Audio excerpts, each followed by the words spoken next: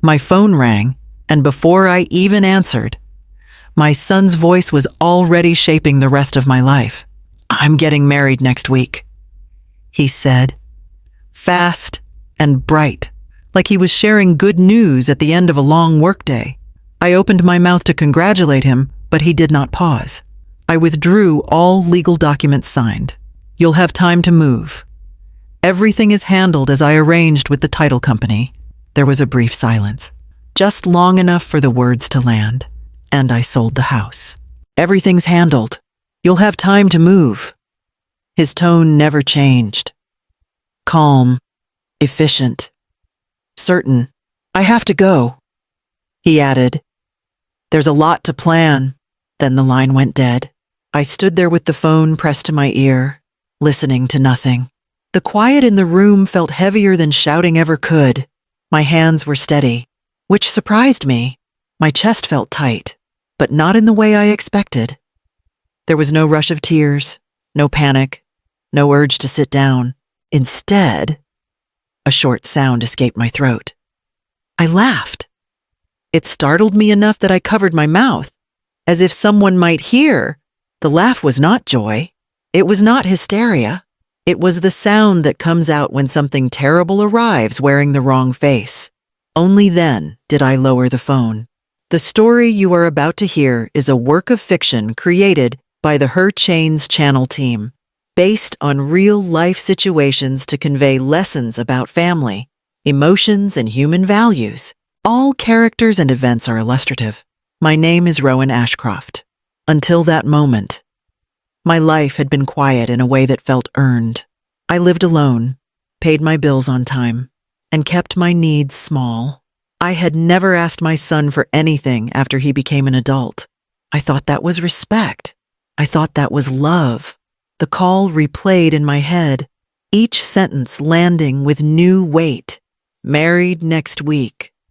All the money gone. The house sold. As if these were errands crossed off a list, not the pillars of someone else's life. I walked to the kitchen table and sat down, the chair scraping softly against the floor. My heart finally began to beat harder, but my mind stayed clear. Something about his certainty bothered me more than the theft itself. He sounded convinced that this was finished, that there was nothing left for me to say or do. I looked at the phone in my hand and set it face down on the table. He believed he had taken everything. After I set the phone down, I didn't move right away. I listened to my own breathing and let the shock settle into something solid enough to hold. My husband had been gone for 12 years. When people asked how I managed alone, I always said, carefully. I never added more than that. Careful sounded boring. Safe. It kept conversations short. My son knew I worked part-time after his father died. He knew I cooked at home and drove the same car year after year. He knew I didn't travel, didn't remodel, didn't talk about money unless I had to. What he didn't know was how intentional all of that was. "Mom, you don't need much," he had said once, laughing. When I turned down an expensive birthday dinner he wanted to book. "You're simple." "I like simple," I told him. He smiled, relieved, like that settled something for him. After my husband passed, I learned how to stretch every dollar without looking like I was trying. I saved quietly. I paid everything on time. I didn't complain when prices rose or when repairs came due. I let people assume I was just getting by, because it made them comfortable.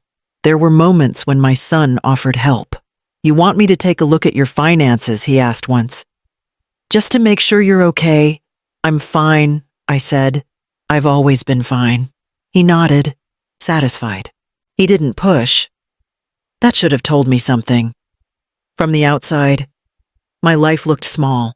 One house, rental income from a modest property, no upgrades, all carefully managed under my name.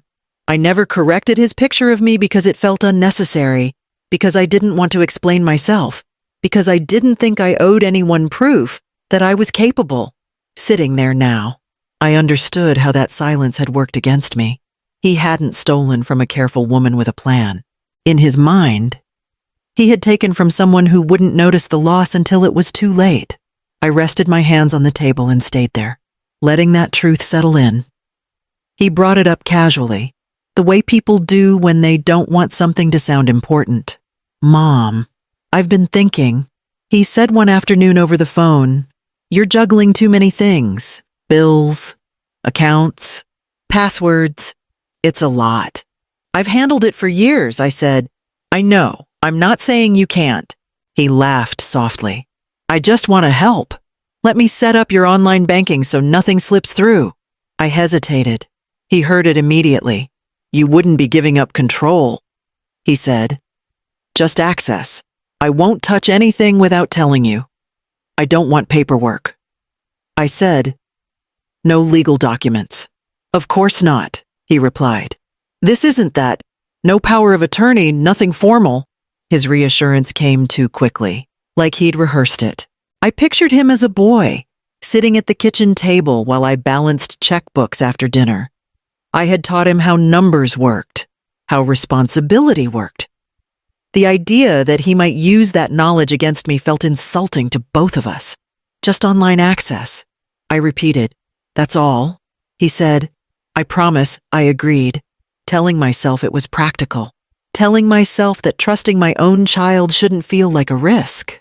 When he came by later to help me set it up, he moved confidently through the screens. "See," he said, "everything's right here.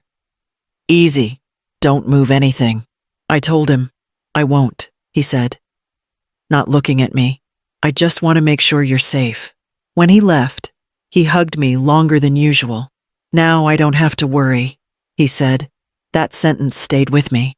I told myself it meant he cared, that he felt responsible, that I had done something right raising him. I didn't realize that the moment I stepped aside, even slightly, the balance between us shifted. I was still his mother, but something else had slipped into the space between us. Something quiet, something patient. I had trusted him because he was my son, not because it was safe. She came with him on a Saturday afternoon, smiling too quickly, her eyes already moving before her feet stopped. He introduced her like it was an announcement he'd practiced. "This is Clare," he said, "my fiancée." She shook my hand. Firm grip, no hesitation. "It's so nice to finally meet you," she said, already looking past me. "I've heard so much." "Come in," I said. She stepped inside and turned slowly, taking it all in. Not the way guests usually do, noticing where to sit or where to put a coat. Her eyes traced the corners of the ceiling, the length of the hallway, the space between rooms. "This place has good bones," she said. "They don't build them like this anymore. It's just a house," I replied. She smiled. "In this area?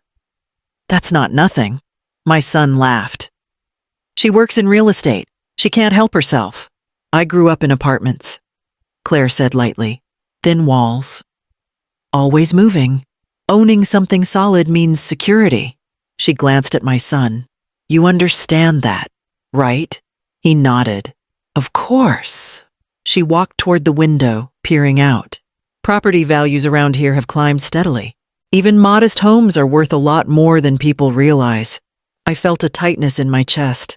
"I'm not interested in selling." "Oh," she said quickly. "I didn't mean now, just, it's good to know what you have." My son stepped in, his hand finding her back.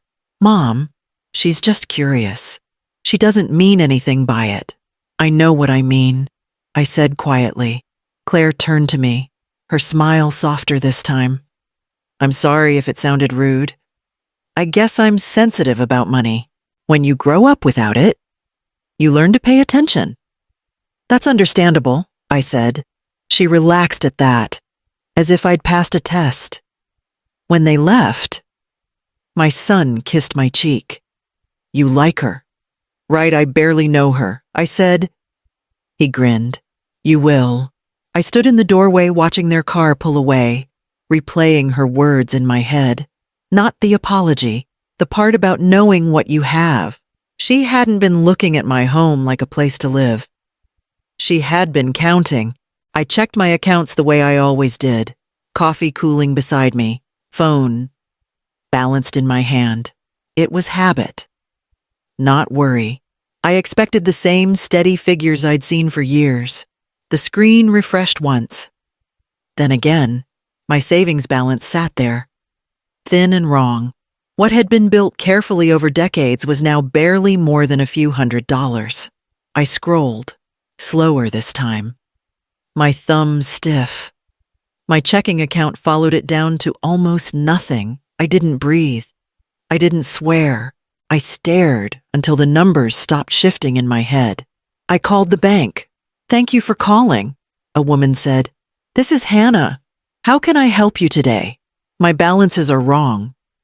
I said, my voice sounded calm, like I was reporting a billing error.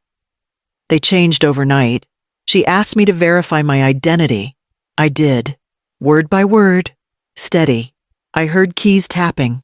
"I'm seeing multiple transfers," she said. "Large ones. Where did they go?" There was a pause. "To an account under the name of your son." I closed my eyes. "How much?" She listed the amounts, each one landing with a dull thud. By the time she finished, more than $100,000 had been moved out, money I had set aside for medical care, emergencies. The long years ahead, these were authorized through online access. She added carefully, "From a device linked to your profile." "I didn't do that," I said. "I understand," she said. Her tone shifted. "Do you want to report this as unauthorized activity?" "Yes." She told me what would happen next. A review, a hold, forms to follow. Her voice stayed gentle, professional, distant. "I'm sorry this happened," she said before ending the call. I set the phone down and sat very still. The room felt unchanged, which somehow made it worse.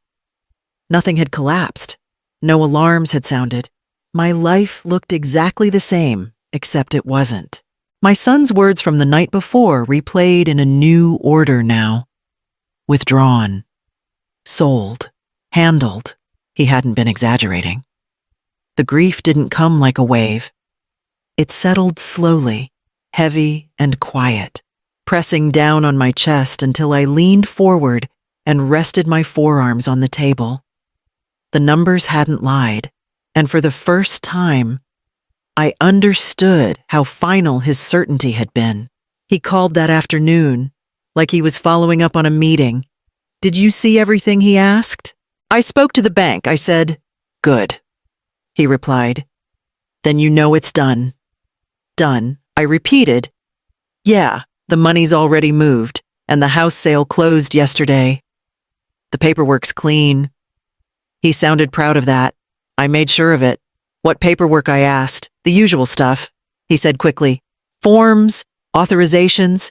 You signed things before. I didn't sign anything like that." There was a pause, then a small laugh. "Mom, don't get stuck on details. It's handled."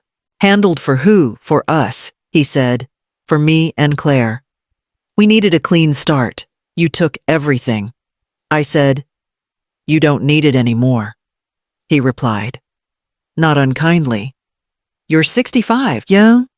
You'll be fine. You've got Social Security. You've got time. Time for what? To adjust." He said, "I gave you 30 days. That's reasonable. 30 days to leave my home. Our home." He corrected. "Well, it was." I felt something hard settle behind my ribs. "You didn't ask." "I didn't need to." He said, "You always said you trusted me." "I trusted you to help me," I said, "not to erase me." He exhaled, impatient. "You're making this emotional." "I'm just being practical. Practical is not stealing." "I didn't steal," he snapped. "I borrowed. I'm your son. You took money meant for my care. You won't need care," he said. "You're healthy. You always said you didn't want to be a burden." I closed my eyes. "That doesn't give you the right." "I'm not asking for permission now," he said. "I'm informing you. Claire and I are busy. Don't complicate this." When the call ended, I sat there, phone still in my hand. listening to the quiet again. He hadn't sounded worried. He hadn't sounded unsure. He sounded finished. And that was when I understood how completely he believed he had already won. After the second call ended, I didn't cry. I didn't pace. I stood up and walked to the small filing cabinet in the corner of the room. The one my son had never opened because he'd never needed to. I pulled out the folder labeled Oak Street. That was the house he thought he'd sold. I remembered the day I bought it. Years after my husband died. A modest rental. Nothing impressive. I kept it in my own name because it made the taxes simpler. I told my son it was just a little extra income. I never corrected the way his eyes glazed over when I explained it. Inside the folder were the lease documents. Signed. Current. The tenants had been there for years. Their agreement still had more than a year left on it. I read the dates once. Slowly. Then again, nothing had changed overnight just because my son decided it had. My phone rang again. I let it go to voicemail. Then I opened the folder behind it. The trust. That one had been created quietly, years earlier, after a long conversation with an attorney who had looked at me and said, "You don't want your life undone by one bad decision made by someone you love." My real home wasn't in my name. It never had been. It belonged to a family trust set up after my husband's death, with clear terms and protections. I was the trustee. I was the beneficiary. And my son had no authority over it at all. He had grown up here. He had assumed that meant ownership was simple. It wasn't. I finally listened to the voicemail. "Mom," he said, sounding irritated. "The title company might reach out if there's paperwork questions. Just tell them everything's fine. You know how these things get." I smiled. Slow and deliberate. Paperwork questions.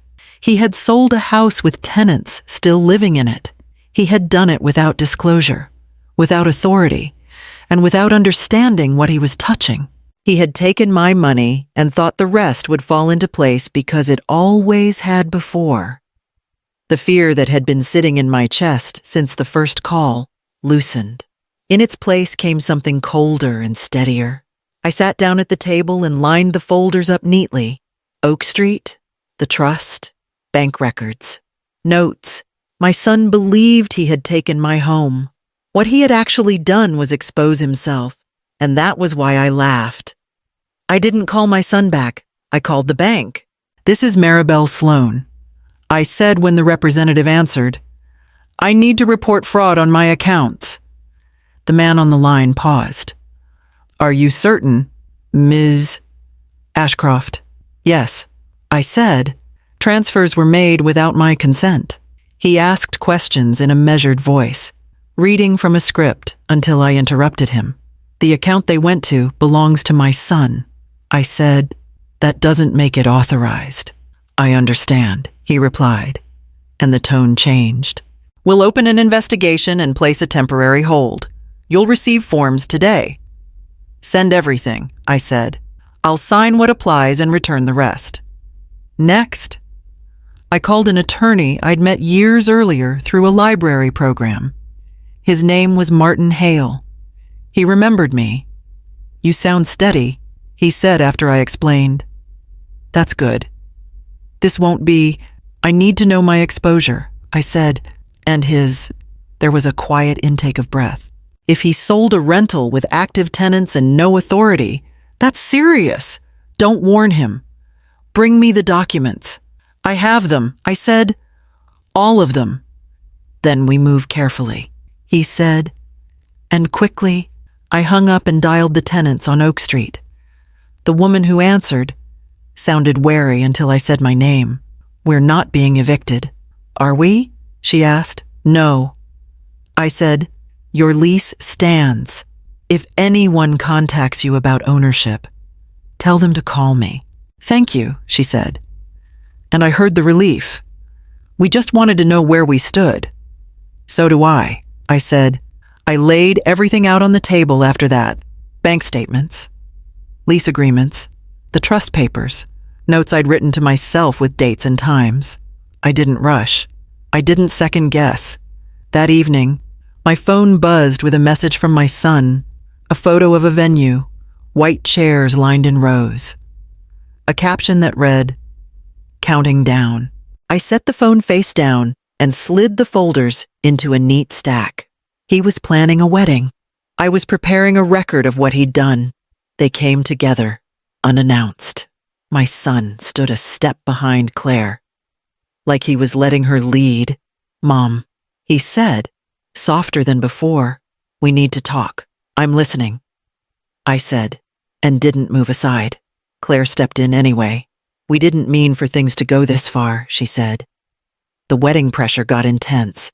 "It did," my son added quickly. "I made some choices. I shouldn't have rushed." "You rushed," I said.